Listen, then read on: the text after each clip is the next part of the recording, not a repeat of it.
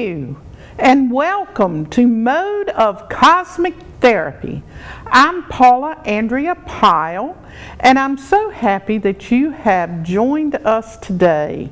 Hello, Mitzi, my beautiful, beautiful Mitzi, the one person that smiles all the way through each show and brings me into focus. I love you, Mitzi, and I'm so glad that you're here today and each time that you come to the show.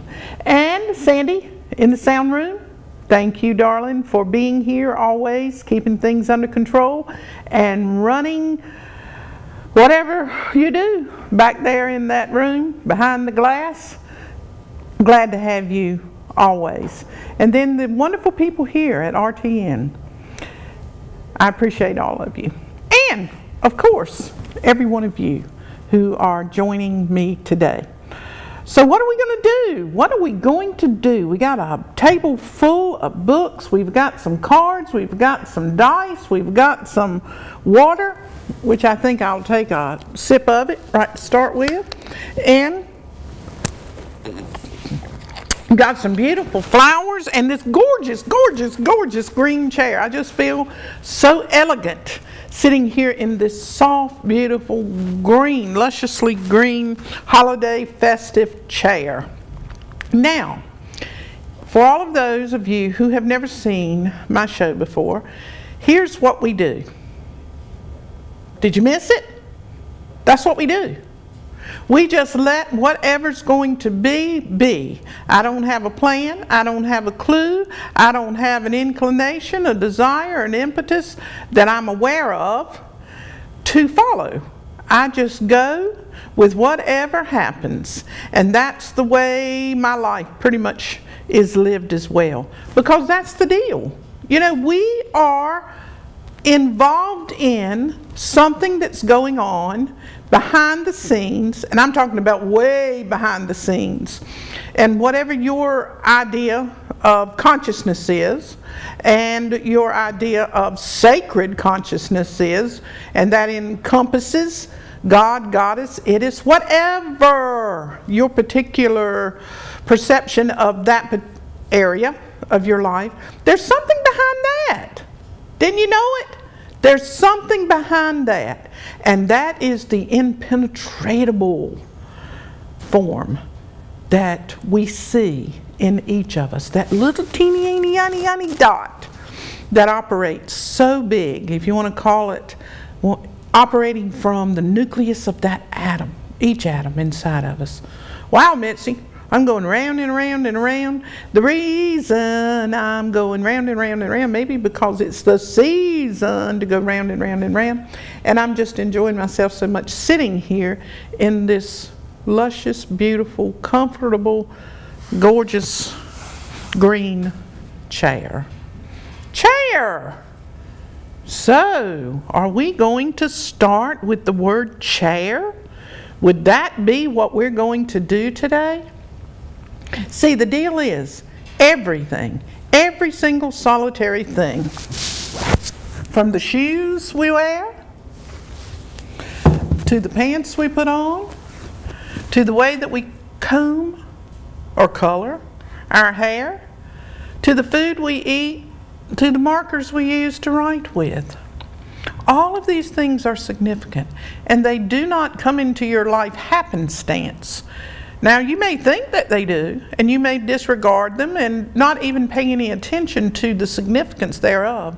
But nothing shows up in your life that is not very, very significant and meaningful for you. Guess what I did? Did everybody have a wonderful Thanksgiving? I did. Oh man, did I. Ate too much and enjoyed every bit of it.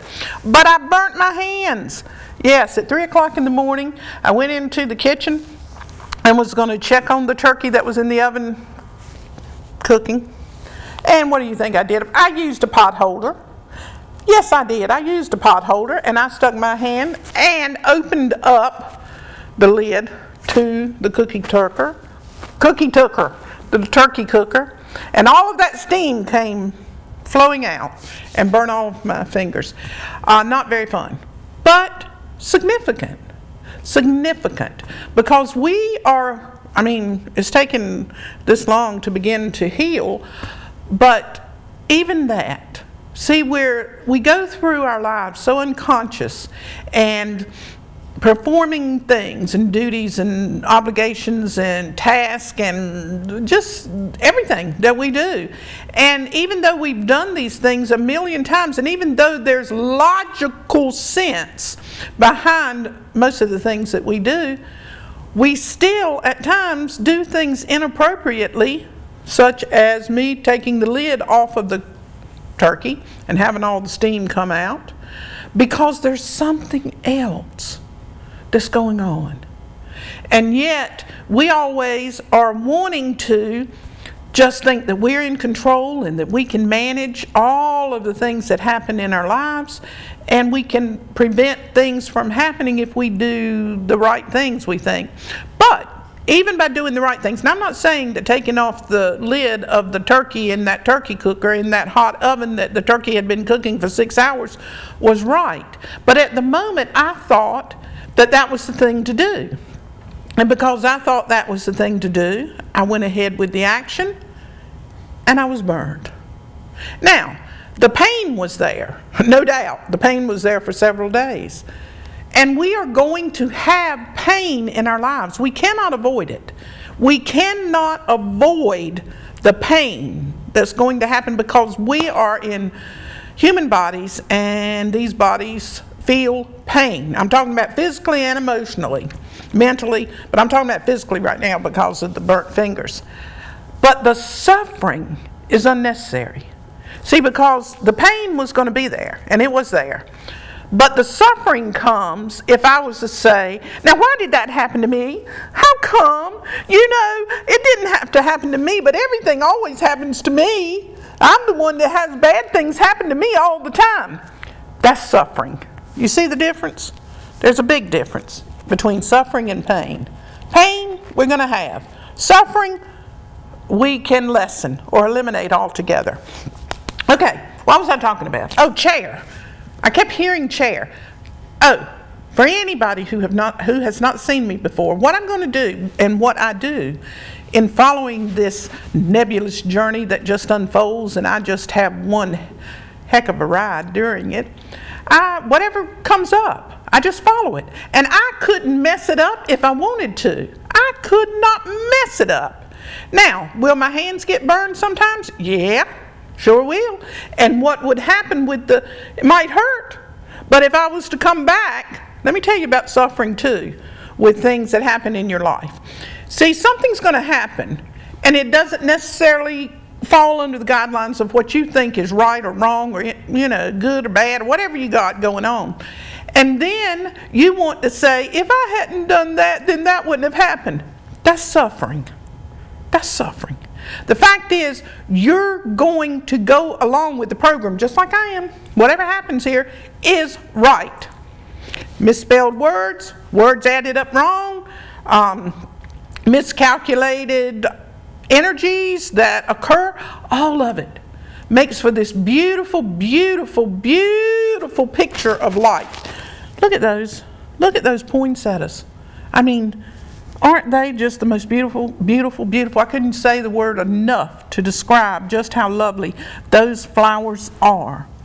That rich red desire bursting forth. That's God's ineffable love and sexual energy just busting out all over the place.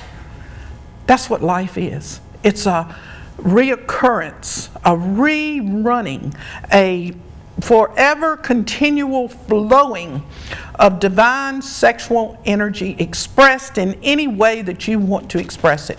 From cooking a turkey and burning yourself, to painting a picture, to reading a book, to carrying on a conversation, to kissing your child goodnight. It's all there. It's all there if you look for it. And appreciate it. It's called gratitude.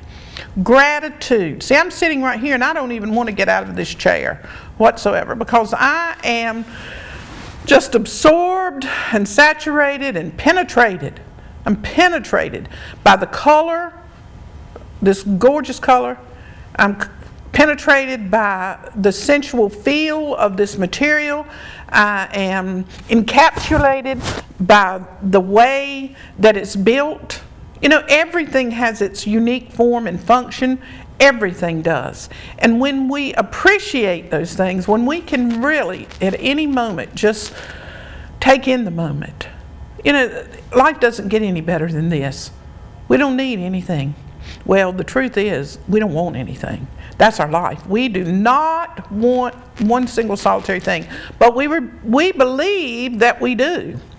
Oh, how gorgeous flowers. My goodness, I'm surrounded by such beauty today. I love flowers. I just love them. Anyway, I'm going to be using, I know I am going to use some numerology to break down the words. I'm going to do that. And I've been hearing chair. I'm talking about this chair. So the theme of this show is going to open up and flow through the word chair. I am convinced with all of my heart that words are alive. I am also convinced that there are hidden, deeply, deeply relevant meanings behind the words, behind words that we normally think and attach certain meanings to. There's much deeper meanings than those. And so I use numerology on a very superficial layer.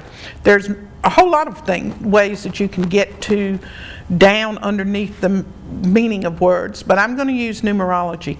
And these meanings that I describe this particular day, they're the meanings today.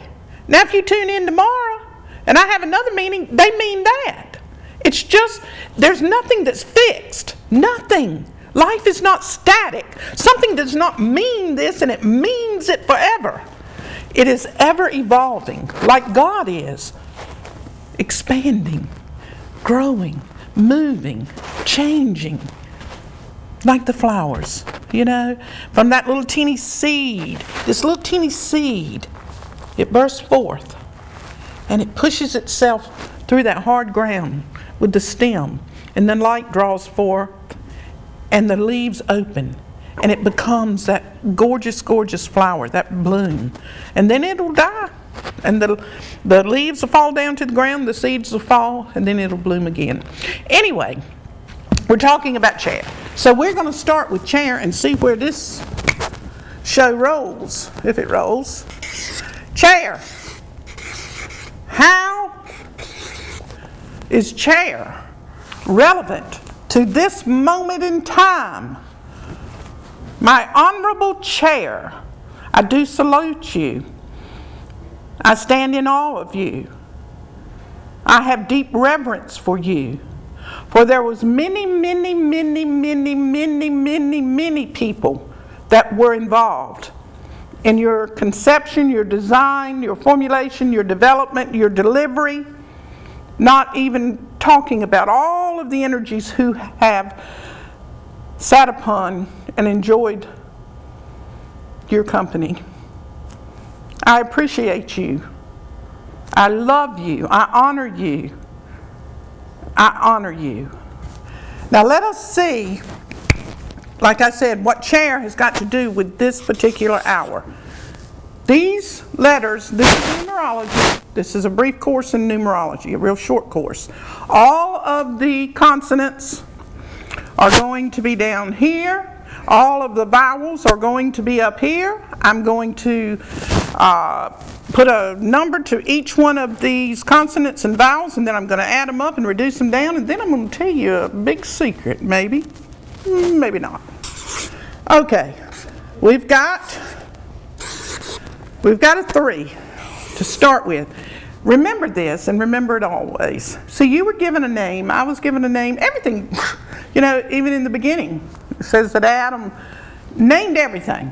Allegorically, he named everything. So everything has a name. But behind that name, the reason that the thing received the name was because of the energy, the inevitable energy in that thing.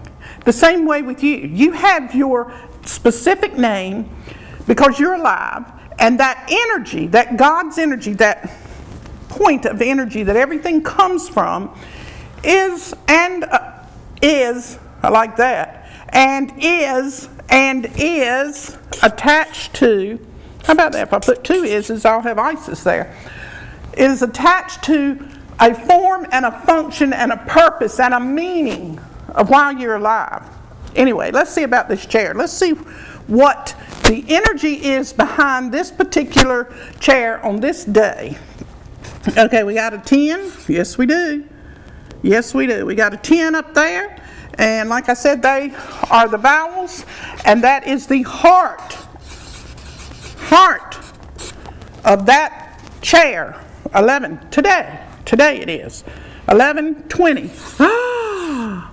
Oh my goodness sakes.